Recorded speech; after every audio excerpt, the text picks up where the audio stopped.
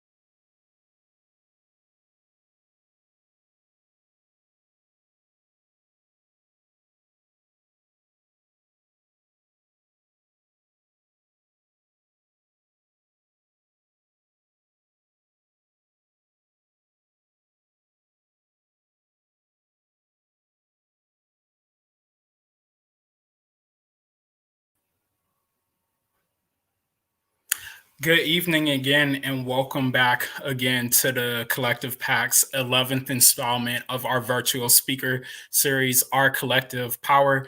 This time, we're focusing on the West Coast. We have an amazing panel for you tonight, full of millennials that are in there doing the work, not waiting their turn and getting things done for their community. So before we get started, I just want to talk to you a little bit about the Collective Pack. The Collective Pack was founded in 2016 by Stephanie Brown James and Quentin James, and really on the notion of we know that representation matters and we need more representation in our government. With that in founding, the Collective Pack is the only type of its kind that invests in Black candidates both locally, statewide, and federally. We have elected over 55 members up and down the ticket since our inception. We've also trained thousands of young organizers to be the next generation of staffers that help get these candidates elected. But again, tonight's focus is on the west side. And so first joining me, we have Mayor Michael Tubbs, Mayor of Stockton, California. We have Tawana Nobles seeking to represent the state of Washington. We have Jevin Hodge in Maricopa County, Arizona, and we have Whitney Walker also in Maricopa County, Arizona. How's everybody doing tonight? So good. Are you feeling a little pressure? Are you pacing yourself 13 days out from election? Possibly the election of our lives. Okay, yeah. I'm gonna take that as an answer. I'm gonna definitely take that as an answer. All right, well, I'm not gonna hold y'all up. I want to give you a chance to tell the people about the work that you've been doing. So we're going to dive right into it. But I kind of want to start with it's unique because we do have an all millennial panel, and so many of y'all are doing the work and have been trailblazers in your own right, all the way, whether or not you're in California, Arizona, or Washington. So I want to give you a chance to speak to that. But when we're speaking of this election, and we know how critical it is, when we look at young voters and their engagement and the need that we have to turn young voters out in this election, we didn't necessarily see the turnout that we needed in 2016 when it came to our generation of voters. And now we have another generation right before us that are right after us that are coming of age. So when you look at this election and you know young voters are thinking about criminal justice, they're thinking about student loan debt, they're thinking about how am I going to have my next job, especially facing a pandemic. What do you think, just from the early voting numbers that you have seen thus far, but what do you think will ultimately bring so many young voters out this election that didn't bring them out in the last election? And I'm going to start with you, Mayor Tubbs. Yeah, well, well, look at the world. Just look at today. I mean, we just had the FBI director say that Russia and Iran have our voter registration data.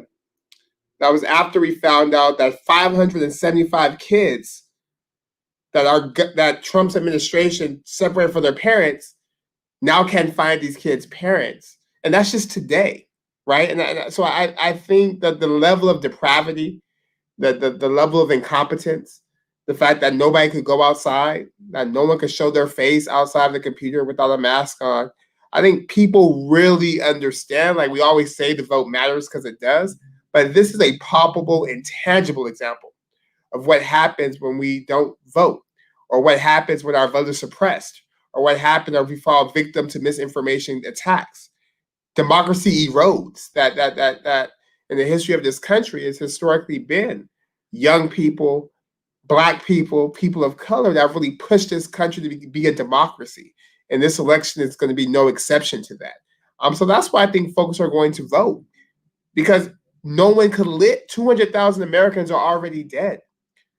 No one is going to be able to survive, at least no one who looks like us, in Donald Trump's America, where the Proud Boys are able to walk around with reckless abandon, when the officers who aren't good fear no retribution or no fear of taking someone's life, when there's a pandemic that's allowed to wreak havoc because it disproportionately kills Black and poor people. It's literally, our lives are literally on the ballot. And I think most people understand that, even if you don't think the candidates are perfect. So that's why I think we'll see more people than ever at the polls. Tawana, your thoughts on this? Thank you. I think it's critically important right now to educate our community. I appreciate what Mayor mentioned before.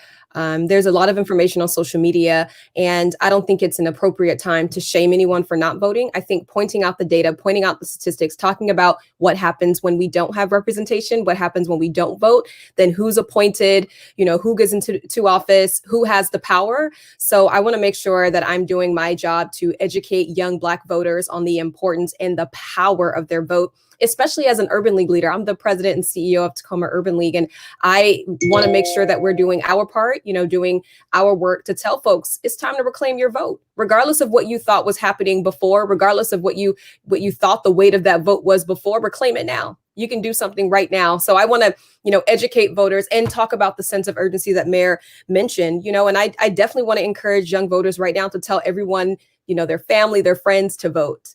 We simply can't waste this one away or sit this one out.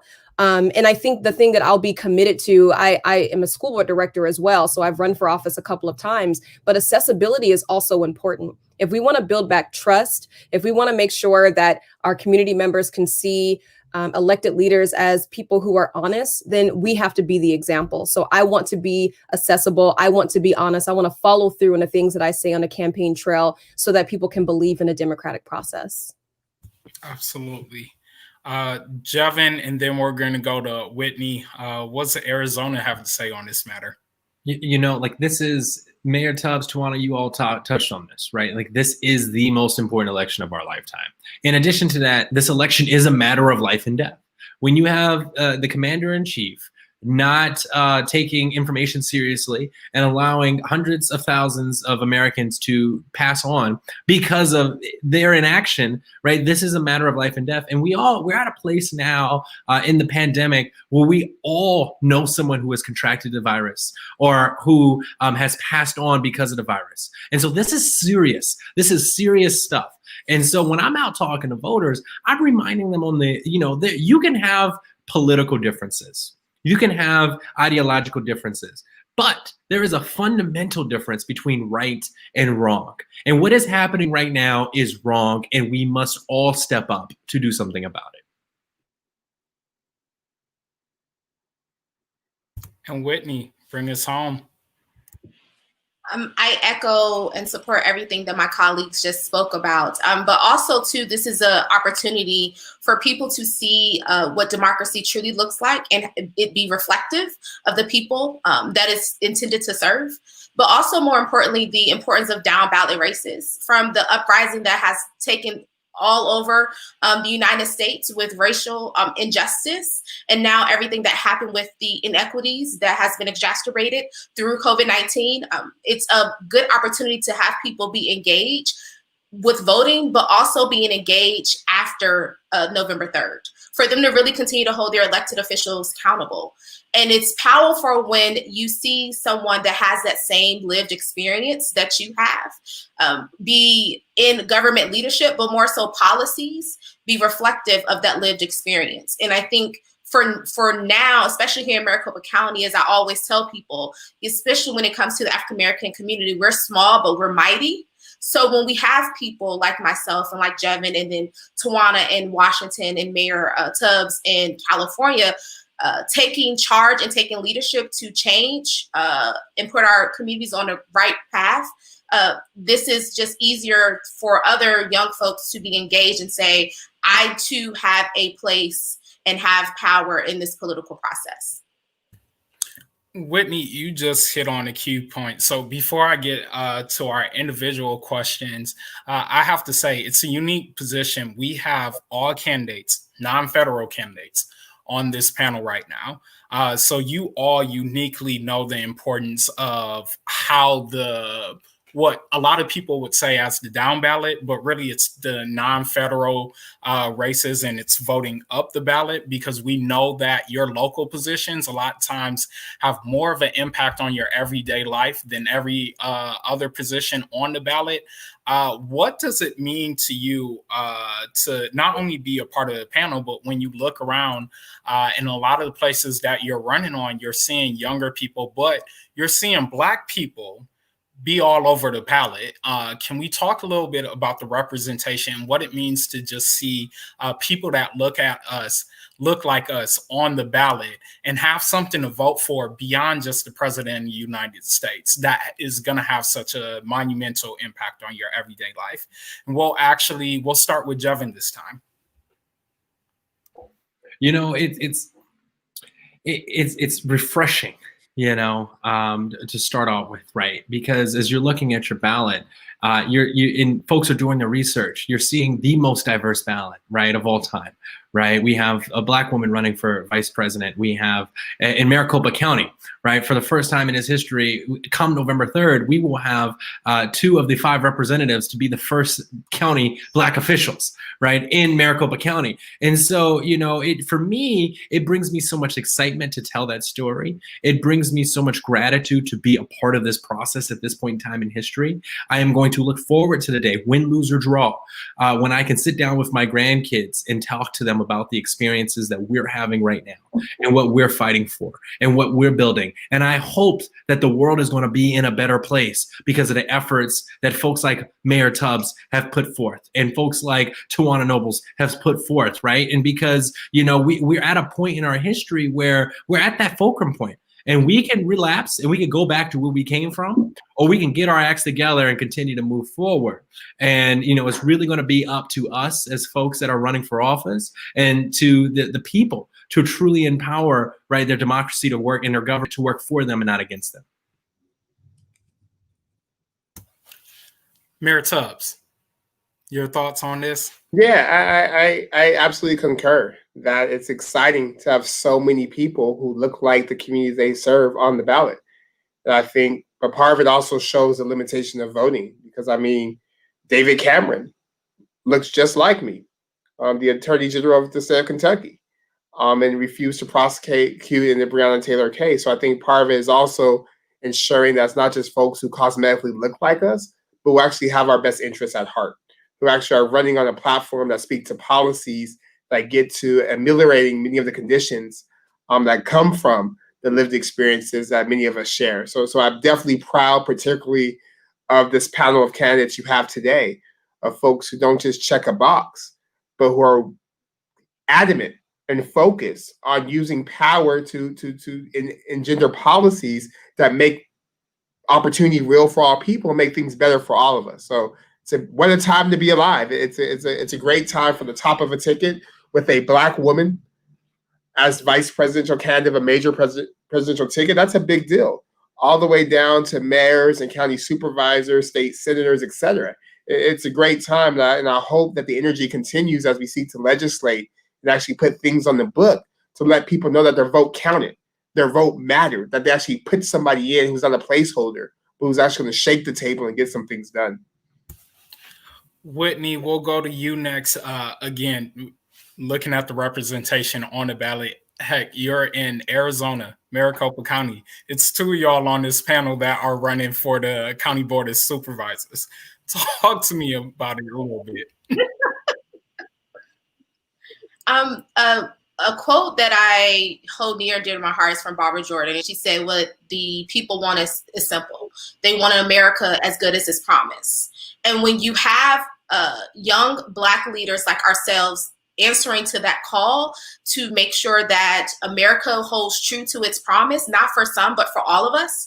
And echoing everything that Mayor Tubbs said, that we, in this state and time, so much is at stake. We don't need Black folks that's not willing to be a Black voice when it comes to budget allocation, governance, and putting forth policies to work towards equity and also Black liberation.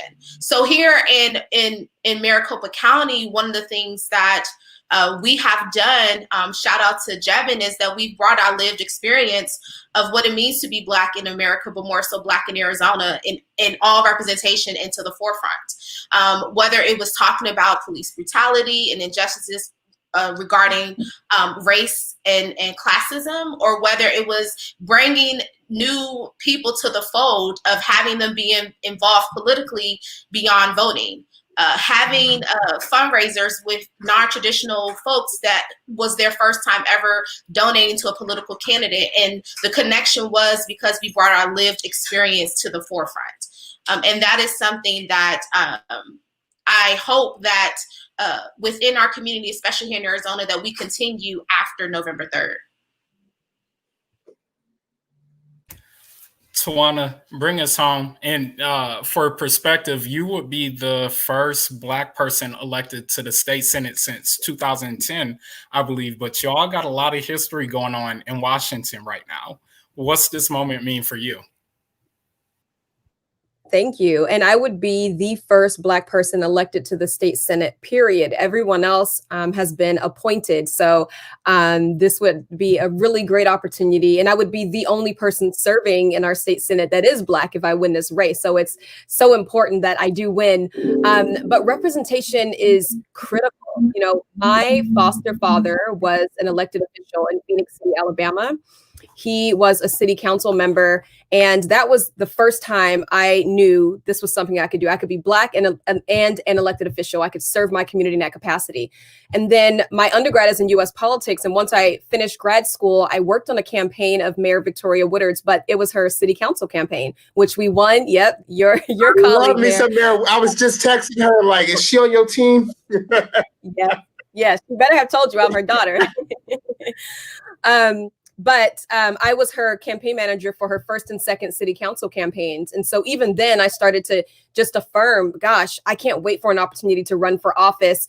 The reason I became the CEO of the Urban League is because she ran for mayor and she was a CEO before me. So she opened that up and said, you should go for that job. But watching Black folks, especially Black women, before Mayor Waters, our mayor was a Black woman, Mayor Marilyn Strickland, who is now running for Congress here in the 10th Congressional District. But, you know, as much as I, you know, was always interested in politics, and civics was one of my favorite classes in high school, seeing the representation encouraged me, inspired me, and gave me the preparation. Working on campaigns of Black folks, being under the wing of Black leaders who face scrutiny, who face harassment, who are, you know, called, you know, some of the worst words that we can think of, and seeing them persevere, seeing the strength that's necessary, and learning how to do this job with grace definitely prepared me. And as a candidate, I just want to do the same thing. And I've had folks who have donated to my campaign, have hosted fundraisers, who've told me I've inspired them, and just seeing someone that looks like them, or being able to have a candidate to get behind, especially now, to get behind a Black woman who is running for office, has really caused them to get involved in politics in a way they didn't before. So representation absolutely matters. Come on now. Come on. Like I said, I told y'all we were going to have tonight. It was going to be real talk. I got to kick it over to the mayor next.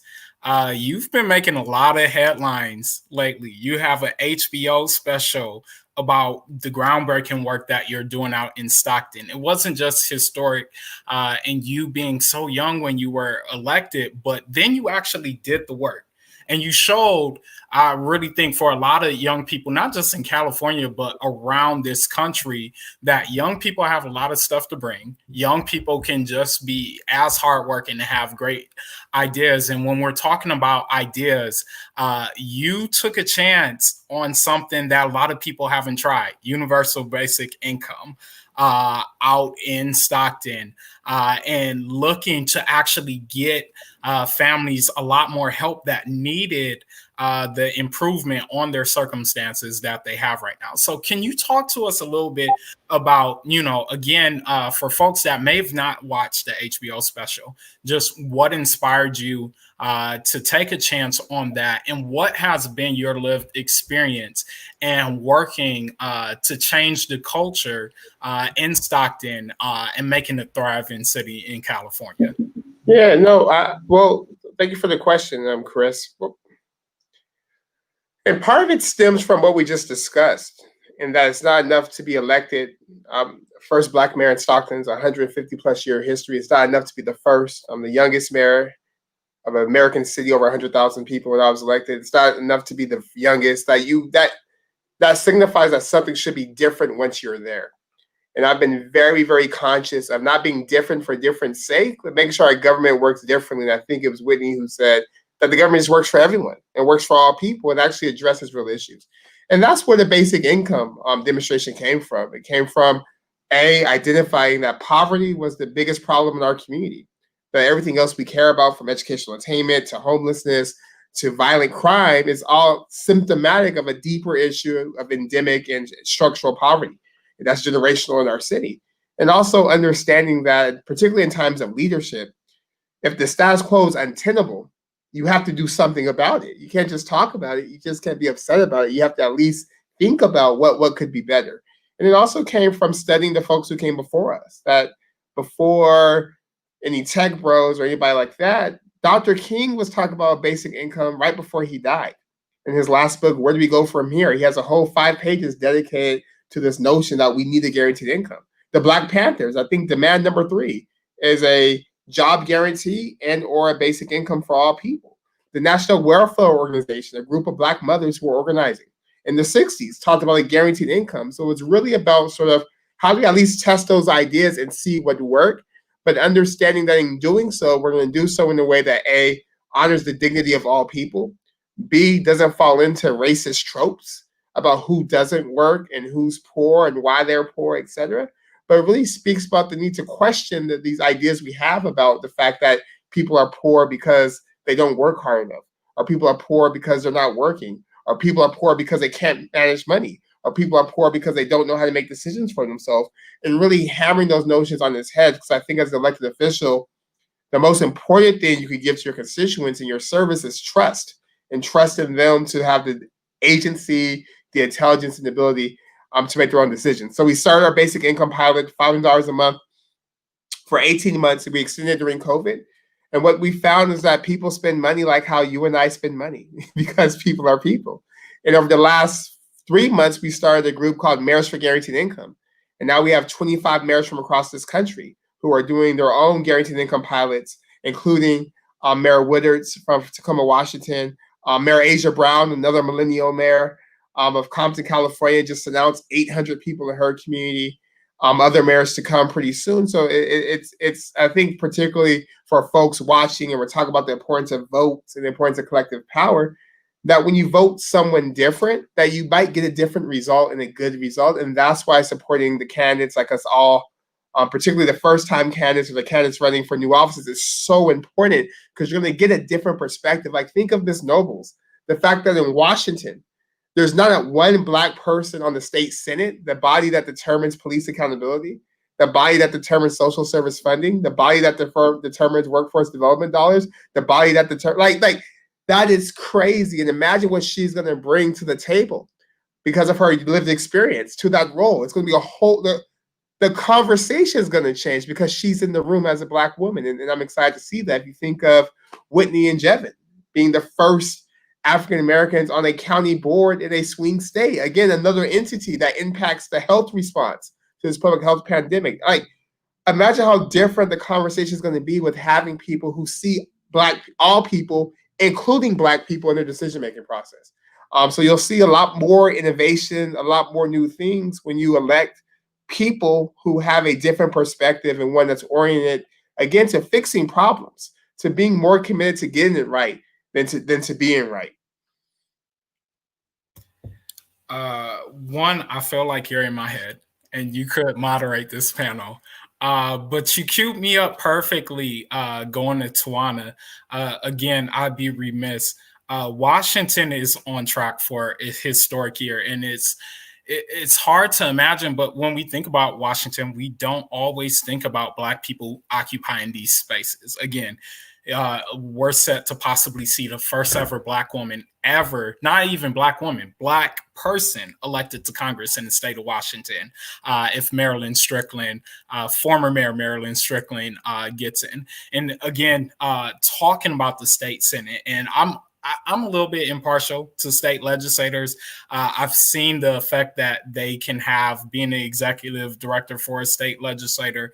That work is huge when you talk about dollars and funding and just your overall impact for who actually determines so many things of your everyday life. But you've had a unique journey.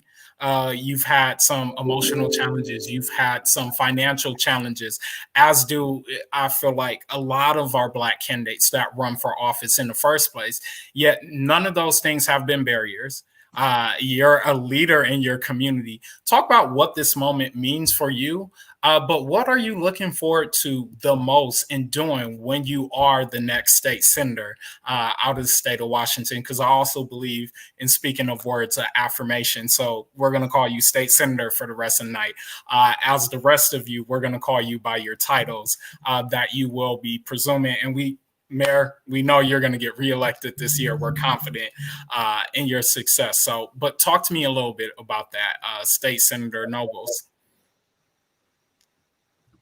Thank you very much. Great question. Yes, when I grew up, I mentioned already I was in foster care. I also lived in shelters for a large portion of my childhood with my family and then eventually without my family. And as you mentioned, leadership, I started leading early. I volunteered when I lived in the shelter. I volunteered in the food bank. I helped to serve in the kitchen. I helped to do intake for new residents. I also volunteered in the clothing bank. That was a little selfish. I was trying to get first dibs on clothes. But I knew I could serve very early, even without a whole bunch of resources. It was just in my heart to do something. But as I got older and got married and went to college, it was so important that I demonstrated the return on investment. And so I've spent my life making my own deposits. It has been so critical to give back in the way that my community gave back to me, to all the coaches who drove me home from practice, because my mom was oftentimes high, didn't even know I was on an athletic team, and I was a state athlete, who drove me home or made sure I got to games or track meets, to the teachers who would tell me, you're so smart, you make straight A's, and your attitude is only bad because you're broken because of the abuse and the neglect. But hang in there. You are an awesome young woman. You have a bright future ahead of you. To the woman who ran the shelter that I lived in, a Black woman in Phoenix City, Alabama, I watched her be an executive behind a large wooden desk, and I watched her have one earring on most of the day. And it took me to get a little bit older before I realized that's because you're on the phone handling business, and with pressure on your earring makes your ear hurt. So you need to take it off. But when my earring is sitting on my desk, I think about Miss Miles and what I learned from her, just observing her run a business. But I knew I could be an entrepreneur. So I grew up and I became a teacher, and I became a mentor, and I became a coach. I made my deposits, and running for state senate is just a continuation of making deposits, because I believe in the power of community.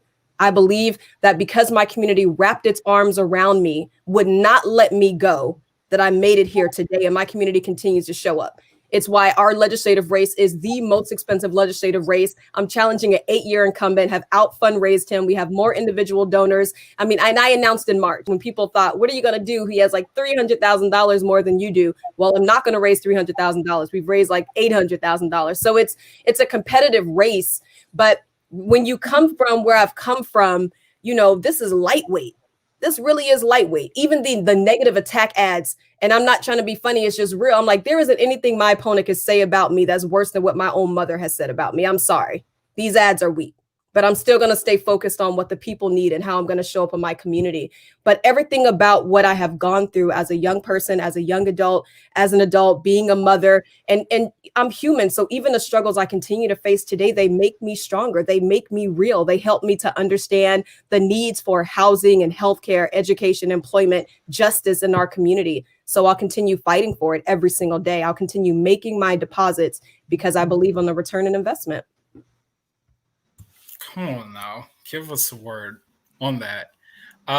Next question, we're going over to Whitney.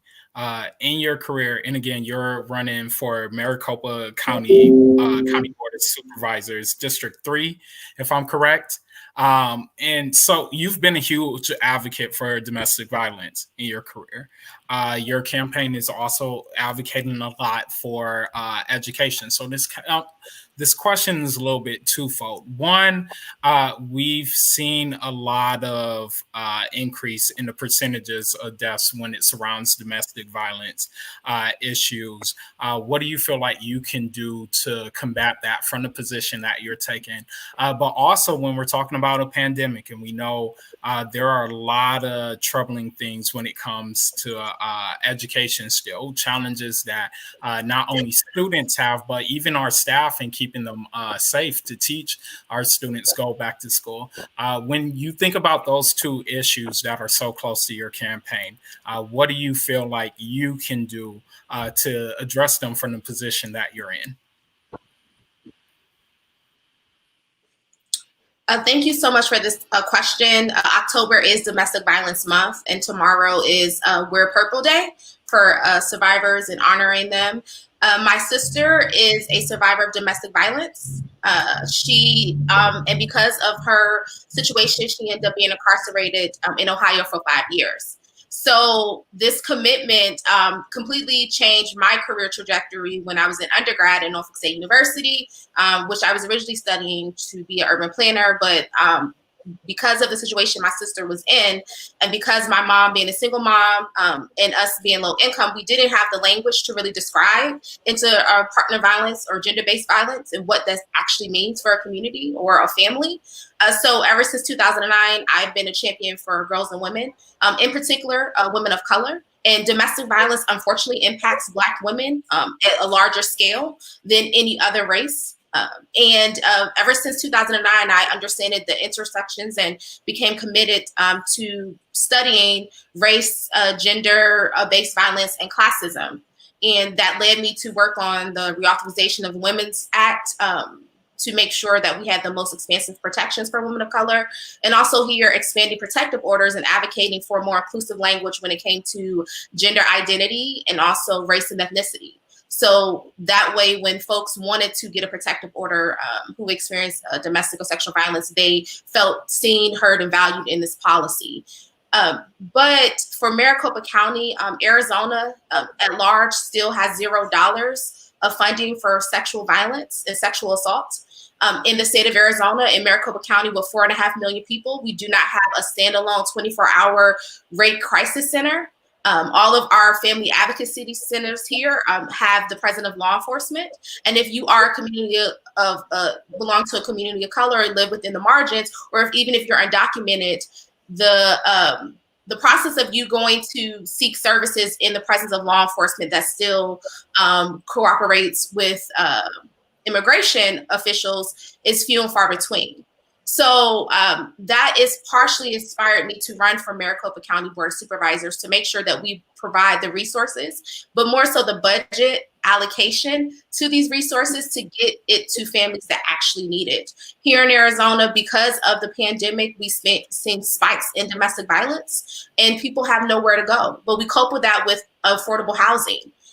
Maricopa County has some of the largest eviction rates in the country. They have had that for 3 years consecutively. So when you have a survivor who does not have the means to support themselves, you're forcing them in a harmful situation that can potentially end them to be dead.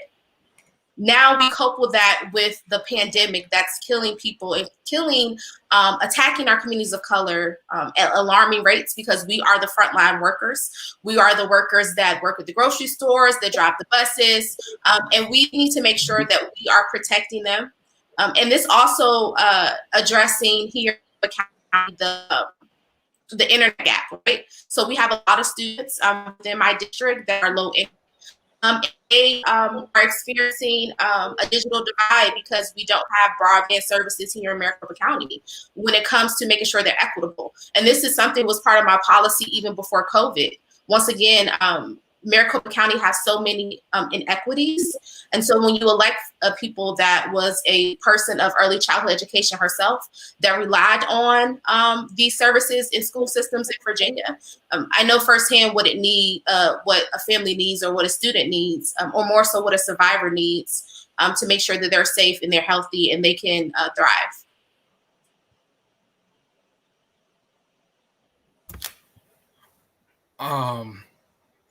That's a lot to unload.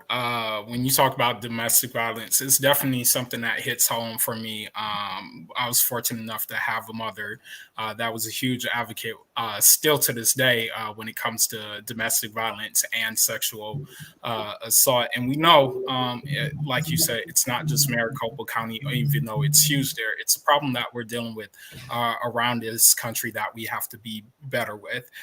Moving to the other side of Maricopa County, in District 1, we have Jevin Hodge. You've been a trailblazer in a lot of your own right as well, and on a path at a very early age that we just do not see in Democratic politics. When we talk about you being elected to having a chair position, being vice chair of the Arizona Democratic Party, being the only African-American elected to that position, but also the youngest, and being in a room that traditionally we are not in a state that has traditionally been red. When you talk about your journey to this point, one, what does the moment feel like to you? And then two, what do you feel makes you most suited to handle the job that we have today when it comes to dealing with a county as large as yours coming out of a pandemic, whenever we come out of it? Thank you, Chris, for asking the question. For starters, I'm going to say I'm looking forward to serving with Miss Whitney Walker, as you saw with the response that she just gave, and it leaves me so excited and so motivated. And what does this mean to me, right? I'll tell you this, it means everything, right? I felt that the day I was elected, I was 23 years old, just turned 23 years old, and I was elected to represent 1.5 million Democrats in the state of Arizona. I felt our ancestors roaring They were roaring. I can feel the power that was carried with us for that moment, for the foundation that was laid before me. But also I could feel the eyes that were watching. The eyes that are watching that want to tear us down, but for the generations to come. I was the first, but I'm not going to be the last.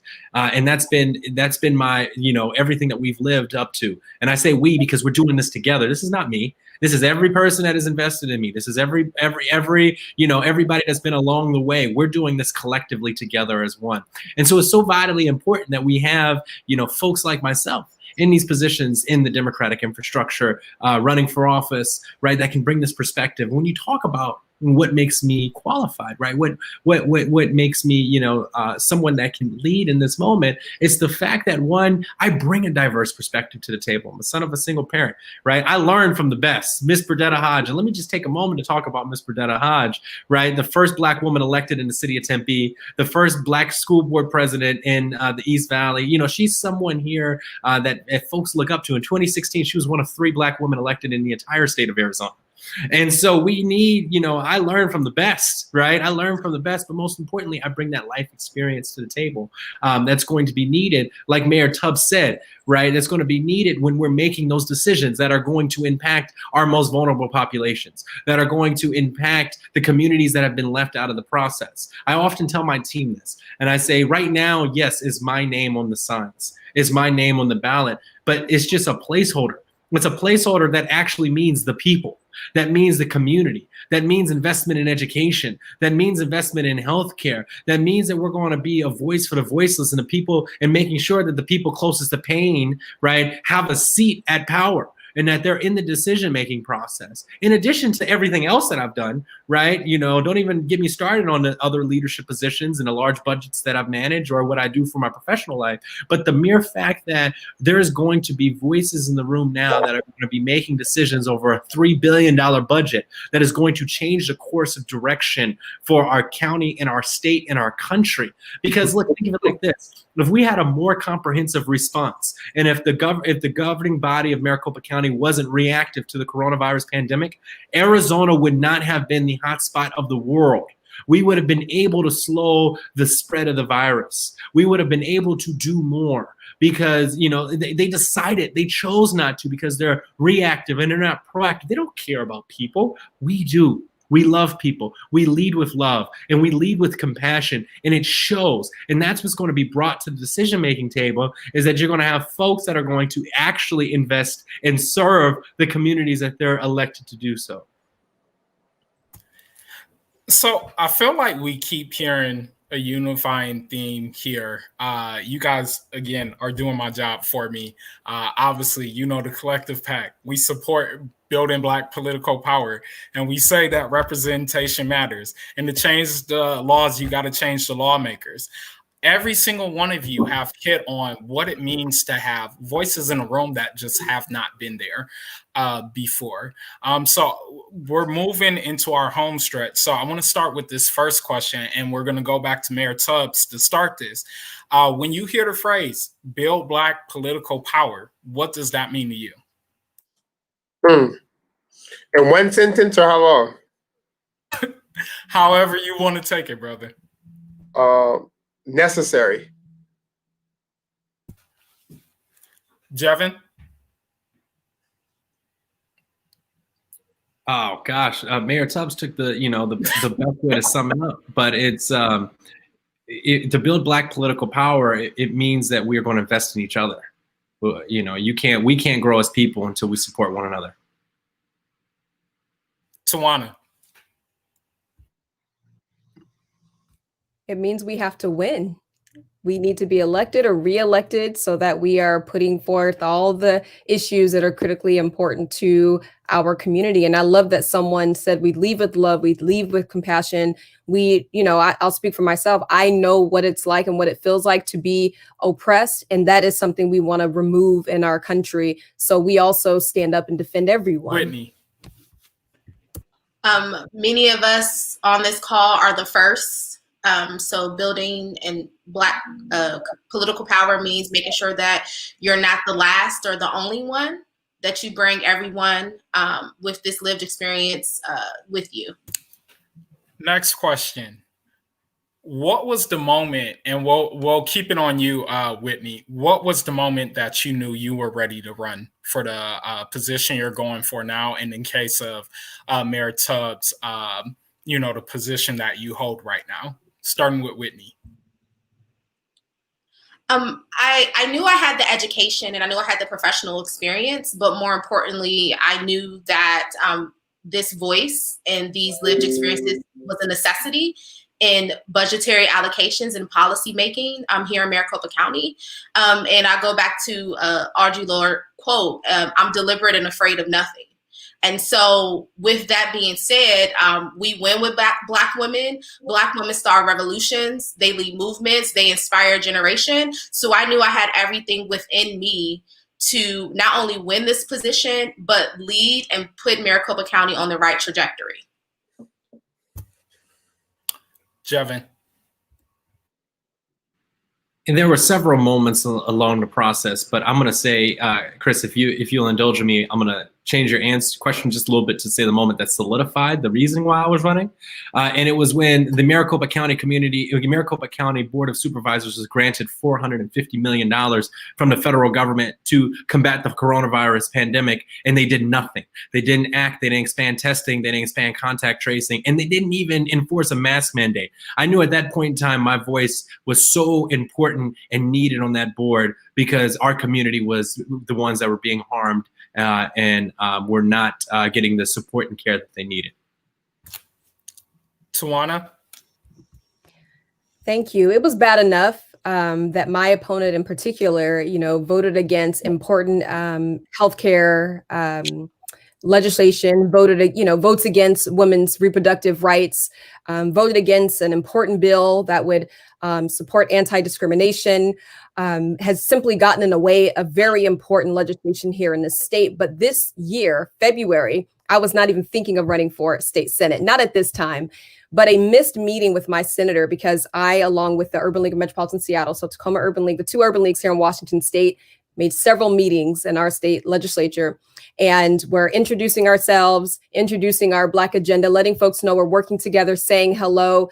And my senator has a reputation of not being available, not listening to constituents. And he was one of the meetings that I had scheduled, and he missed that meeting. And it was just the wrong meeting for him to miss. It was the wrong day for him to not show up.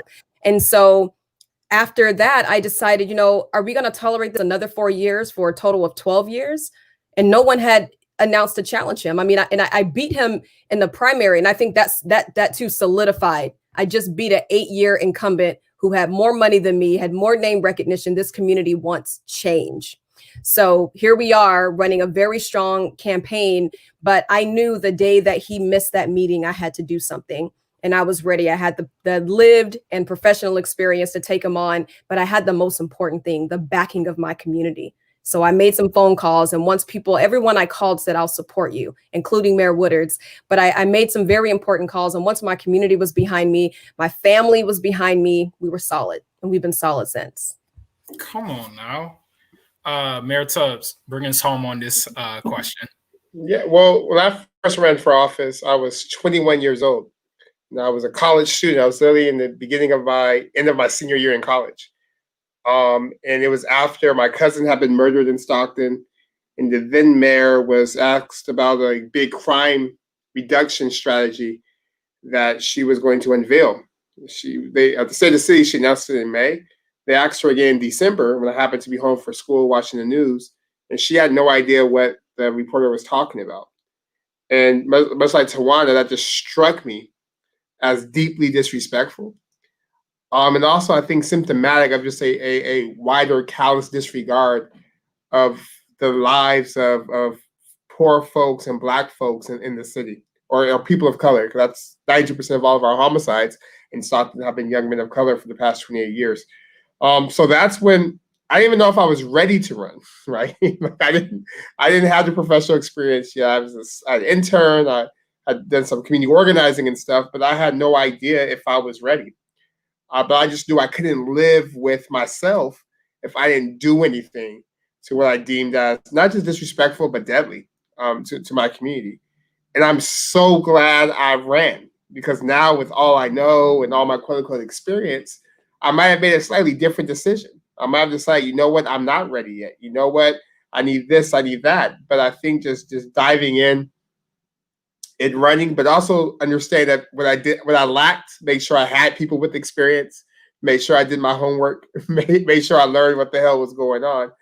But even now, I think being mayor of a major city in the midst of a COVID-19 pandemic and a national reckoning of race, there's oftentimes I don't feel equipped or ready. And I think that's part of the job as well, that if you feel too ready and too equipped, then it's not hard enough. And I think we all struggle with that. But I think part of the question is, how do you overcome feelings of inferiority? How do you overcome your fear? How do you overcome not knowing if what you're doing is going to work? And I think what we've heard from everyone, and I would kind of second that, is a deep love for a community, a deep love for people, but also a deep love for possibility and offering yourself up as a vessel to work with others to kind of get what we want to see done. That's perfect. And again, once again, you cue up my next thought in question. When I think about, I've been in Ohio, I've been in Texas, there's always this hesitancy, especially when you talk about young people wanting to run. There's a hesitancy because either somebody told them to wait their turn, or they just aren't fully sure themselves of they're ready to take that leap. They might have the education, they might even have the community backing, but there's still too many times, especially with Black people that are young, there's this hesitancy. If you could offer up a few words of advice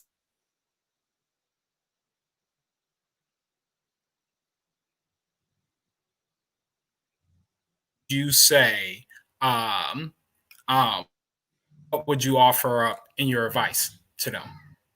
We'll start with Jevin. I would say that God gave you 2 ears and 1 mouth for a reason. You don't listen with your mouth. So, take the time to learn from the people who came before you. Take the time to learn from the people who are working with you and beside you and with you. And take the time to learn from the people that are quite frankly, candidly speaking, putting you in a position that you're striving for, because it's so vitally important to listen and be an active listener, so that you can live up, like Mayor Tubbs said, live up to the possibility that is presented. Whitney. I would say make sure that you coalition build, and this means making sure that you are in the community and listening, but also present. And not just showing up to take an opportunity to run for office, but also trusting yourself and knowing that you have everything within you to step up and lead, and lean into that, and don't be afraid of your calling to be a leader. Tawana. Thank you. This journey definitely is not about perfection. It is about the lessons. It's about learning. It's about growing. I'm as prepared as I thought and ready as I thought I was when I launched my campaign. I am a better community member, a better woman, a better candidate, a better mom in so many ways because of this campaign. There are so many skills that I learned and developed. And I want you to know that's, every elected official was doing the same thing. Half of the time, we're trying to figure it out. We're winging it. We're just learning it. As long as you are willing to learn, willing to grow, willing to collaborate and lean on others who simply know more, you're ready. If you're a registered voter running in a jurisdiction that you are living in, you're ready. Those are the qualifications. Be a citizen, be registered, run an appropriate area. You're ready. But I'm not here because I had it all figured out, but I learned so much along the way, and I was open to that learning. Mayor Tubbs. Not to be flippant, but if you look at the highest political office in our country, the person who received millions of votes, despite 3 million less than Senator Clinton, but 3 million votes, but millions and millions of votes, is probably the most unqualified and unprepared person to hold office in the presidency's history. And I think for me, that's always a reminder that, and even when I was running, I remember thinking, well, given everything that's wrong, I know I'll be better than what I see. And I think that's all you need. And also understand it's not about you. If it's up to you to have all the answers, we in trouble. If it's up to you to know the solution to all these issues, we never gonna find them. But what's required of leadership is a baseline level of competence and excellence, but match that with real values. And I think for me, when I'm confronted with a new situation or a new scenario or something I just don't know that much about, it's my values that serve as the compass in terms of, is this good for all people, particularly marginalized and poor people? Is this going to do no harm? Is this actually, was the process fair? Is this actually going to make things better? And that has never steered me wrong. So I think if folks could just internalize those kindergarten lessons, like the golden rule, be honest, then the other things will come. It doesn't mean it's easy. It's definitely easy, but I think we will always talk ourselves out of not doing it. There's always, always, always an excuse that's valid to not do something. You can always talk yourself out of doing anything. There's really valid excuses. So that's not the issue. The issue is understanding that those things, you're scared, your fears, your anxieties aren't going to go away unless you do something. You have to get off the boat to like walk on water. Before I go into the, I always got to say, whenever I hear the word excuses, it reminds me of a phrase I learned back in college, that the tools of incompetence used to build monuments of nothingness, and those that dwell upon them shall be nothing but excuses. It's a little bit Greek connection for me there. But on a lighter note, we're in a pandemic, but even if we weren't in a pandemic, let's just talk about being on a campaign trail. What do you do to self-care when campaigning? That little bit of isolation that helps you keep your insanity or your sanity, because we know anybody to run for office, there's a little bit of insanity with it to throw yourself in the public sphere and to serve. So we'll start with Tawana. Thank you. I make sure I stay on top of my sleep. So I usually try to be in bed by 9:30, and then I wake up when the kids are getting ready for school. So between 6:30 and 7:30. And it was really important for me to kind of claim my weekends for family and for myself. I cram so many things during the week, but say no to a lot of things on the weekend so I can recharge and give my family some attention. And then my team makes themselves available. And then I honestly took the last 6 weeks off of work so I could focus on the campaign and my family. And that has been really helpful just to free up some mental space. Come on now. I would say I think I struggle with balancing that work-life balance, especially with a young one at home that demands it. And I'm pretty sure he's sick of his crib because I could hear him banging upstairs right now. Whitney, to you next. I remind myself to take my vitamins, to drink water here in Arizona because it's still hot, get sleep. And I made a commitment to myself not to answer emails or phone calls before 9 a.m. and to not answer emails or phone calls or text messages after 9 p.m. Sometimes Jevin texts me and I have a check-in partner, which is Jevin, because we're going through this together. So yes. Come on, have your partners. Jevin? Yep, definitely leaning on my sister to check in. But this is a unique call, right? Because my sister is my accountability partner, and also my brother is my accountability partner. I have a friendly competition with, we're running for office with Mayor Tubbs, and we challenge each other to make sure to get out there to be physically fit. And we screenshot our runs to each other. And so, we got to make sure that we hold each other accountable. And my brother's been pushing me because I've been slacking the last few days.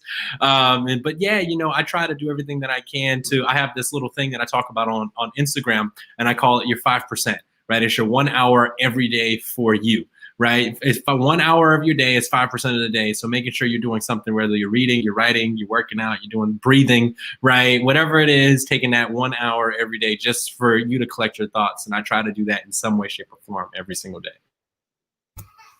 Mayor Tubbs, bring us home for the night. First of all, it must be this 2020 candidate thing, because back when I started running, we didn't have no self-care. You ran yourself laughing. I don't know. I don't do nothing. I'm gonna try this stuff though. Like, I was taking notes. I was texting my wife like, "Hey, babe, I can't take weekends off." No, so thank you. I thank you for the reminder. I think for me, it's just always keeping a light mood. I'm in a bunch of like group chats and stuff with friends and other electeds. I'm always laughing. I do make a point at least one day out of it, but it's been easier because of COVID-19 and because I have a 1-year-old. My wife has been adamant about one day a week being like our Sabbath for family, where we're chilling and stuff. I'm trying to do better, Whitney, about my phone, but I get more stressed when I don't respond to things. So I just don't have a good answer for you, Chris. So like, strike it from the record. What they said is what I'm going to do, because it's super important, because we're in a marathon, not a sprint. And the way this world is moving, every single day is a challenge. So we have to take care of ourselves. So thank you all for that reminder. And I'll do better. I promise. No, look, I'm right here with you. I definitely struggle with it in the self-care. Like I said, I got a little one that I think by 9 o'clock, if I'm still on my laptop, he'll come downstairs and shut my laptop for me. Like, no, it's time. You got to shut it down today.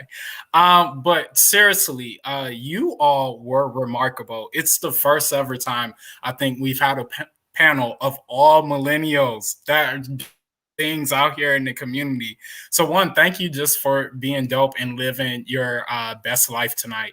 But overall, thank you for everybody that tuned in tonight to join us. We'll be back next Monday with our 12th, our second to last installment of our collective power. It'll be the East Coast Exchange, focusing on candidates on the East Coast. But again, thank you for joining us tonight. Please all have a great rest of the week, a great weekend, and make sure you get out there to vote. Bye, everybody.